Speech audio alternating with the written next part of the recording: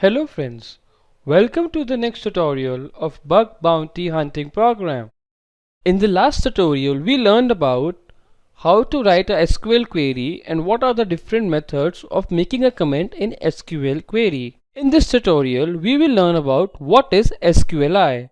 SQLi stands for Structured Query Language Injection. It is a type of an injection attack that makes it possible to execute malicious SQL statements. These statements control a database server behind a web application. Attackers can use SQL injection vulnerability to bypass application security measures. Once the attacker has bypassed the application security measures, he'll be able to extract the database and he'll be able to take control over database.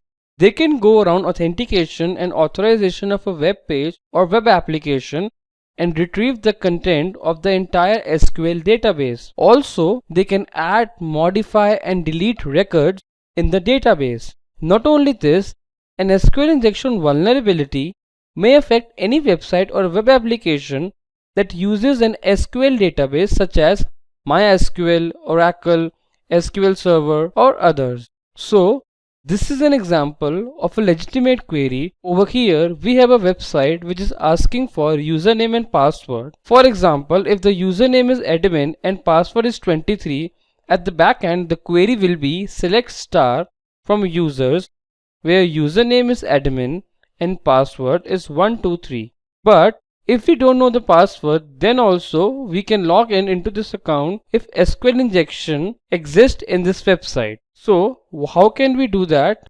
So this is the legitimate query that runs in the backend. If I don't know the password, then also I can log in into the account. How? Look over here, we have injected SQL code and that is -or-1 equal to 1.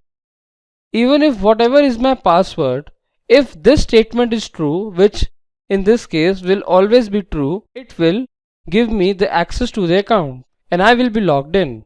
Cause it is asking over here password is equal to this or 1 equal to 1. If either of the condition is true, then I'll be able to log in.